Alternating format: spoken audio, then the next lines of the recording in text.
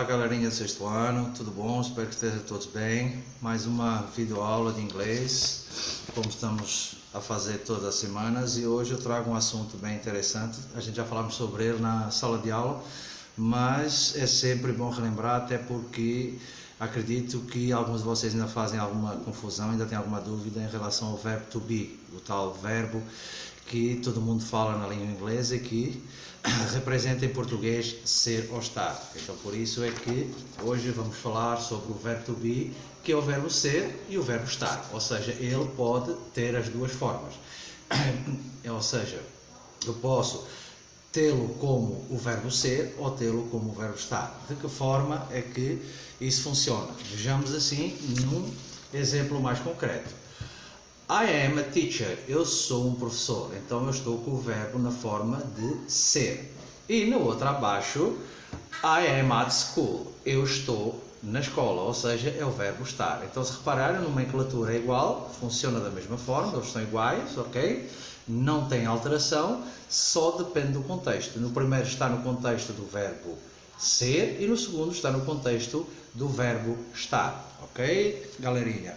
Então vamos lá ver como é que ele funciona. Ele tem presente e passado, mas hoje eu só vou falar no passado, perdão, no presente, até porque eu vou deixar o passado para uma próxima aula. Ainda é mais fácil do que o presente, mas hoje reserva-nos o tempo para o presente. Então o presente nós temos a afirmativa, a interrogativa e a negativa. Então vamos começar pela afirmativa. A afirmativa, ela só tem três formas, ou seja, tem a primeira pessoa, tem a terceira pessoa do singular e depois tem todas as outras, ou seja, o plural, que é aquilo que nós costumamos dizer em sala de aula, que é o tal do I'm, is e are, ok? Então vamos lá ver como funciona na afirmativa. Reparem, como eu coloquei aqui, vocês, a azul tem os vossos pronomes pessoais, I, you, he, she, it, we, you e they, certo? E reparem que a verde está lá o verbo to be. I am, you are, he is, she is, it is, we are, you are, they are. E a vermelho vocês têm a traduçãozinha em português. Então temos lá o verbo ser e o verbo estar. E eu tenho aqui a verde alguns exemplos para que vocês possam tirar algumas dúvidas ou ver como funciona de uma forma mais concreta. Reparem no primeiro. You are a student. Você é um aluno. He is my neighbor. Ele é meu vizinho.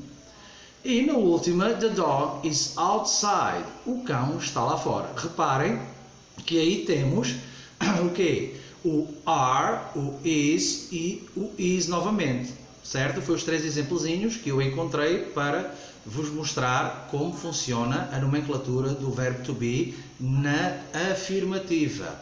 I am, you are, he, she, it is, we are, you are, they are, ok? Então, galerinha, vamos novamente ver aqui os exemplos. You are a student. Você é um aluno. He is my neighbor. Ele é meu vizinho. The dog is outside. O cão está lá fora, certo? Então, como vê, é bastante fácil. Aquilo que eu falei no início. I'm, are, is. Ok? Primeira pessoa, terceira pessoa do singular e restantes do plural. Agora chegou a vez da negativa, o verbo to be na negativa e no presente mais uma vez. E como eu falei, é bastante fácil. Na negativa, a única coisa que nós temos que ter em atenção, e já que estamos a falar na negativa, é acrescentar a estrutura not. Ok? Então eu digo lá, acrescentar not depois do verbo. E temos aqui outra vez, I'm, is e are. Então reparem nos exemplos que eu vos trouxe. They are not in their bedroom. Eles não estão no quarto deles. Reparem que lá está are not. Eu tenho o verbo to be e a seguir tenho not para fazer a negativa. We are not nurses. Nós não somos enfermeiras. Reparem outra vez, are not, a negativa. E no último exemplo, I'm not a teacher. Eu não sou professor. Reparem lá, I'm not. Então a negativa para o verbo to be no presente é só acrescentar a estrutura not a seguir ao verbo to be, ok? Reparem mais uma vez, are not e I'm not, certo? Reparem que é bastante fácil. É o verbo to be no presente, exatamente igual, nós só acrescentamos a seguir ao verbo a estrutura not. E por fim, a interrogativa. Às vezes aqui os alunos fazem alguma confusão, têm algumas dúvidas, mas a interrogativa é aquilo que nós já falámos em sala de aula. Nós fazemos a inversão do sujeito com o verbo, ou seja, vem primeiro o verbo e depois vem o nosso sujeito. Então neste caso, vem primeiro o verbo to be e depois vem o sujeito da oração. Então vamos lá ver como é que funciona. Então temos aqui interrogativa. E eu digo inverter o verbo com o sujeito. E novamente temos aqui o verbo I, is e are. Reparem agora que eu fiz a inversão do verbo com o sujeito. Reparem que o verbo está primeiro. E depois está o quê? Está o nosso sujeito. Então vamos lá ver. Is she your sister? Ela é sua irmã. Is she your sister? No segundo, are you my classmate? Are you my classmate? Você é meu colega de classe. E no último exemplo, am I a teacher? Am I a teacher? Eu sou um professor. Reparem que eu tenho o verbo to be antes do meu sujeito, ok? Então, recapitulando para que não haja dúvidas. Na afirmativa, eu tenho o sujeito mais o verbo to be, I'm, is e are, ok?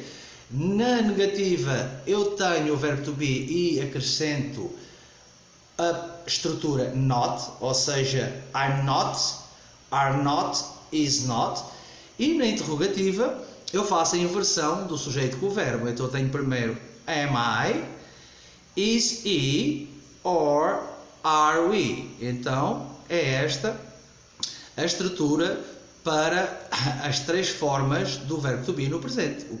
A afirmativa, a negativa e a interrogativa. Bom, meus queridos, e agora para finalizar a vossa atividade para esta semana, eu gostaria que vocês fizessem 10 frases, 10, 15 frases, está a vosso critério, com as três formas, o presente, no presente, a afirmativa, a negativa e a interrogativa. Fica ao vosso critério, que tipo de frase é que vão fazer, o que é que vão escrever, eu só preciso é que vocês tenham em conta que devem manter a afirmativa, a negativa e a interrogativa. Mais uma vez, se tiverem dúvidas durante a semana, podem contar comigo através do e-mail, como vocês sabem, para esclarecer qualquer dúvida, para tirar alguma questão que não ficou bem clara neste pequeno vídeo, não é? Porque o nosso tempo também não é muito. E desejo-vos uma ótima semana, galerinha. Contem comigo. Um abraço.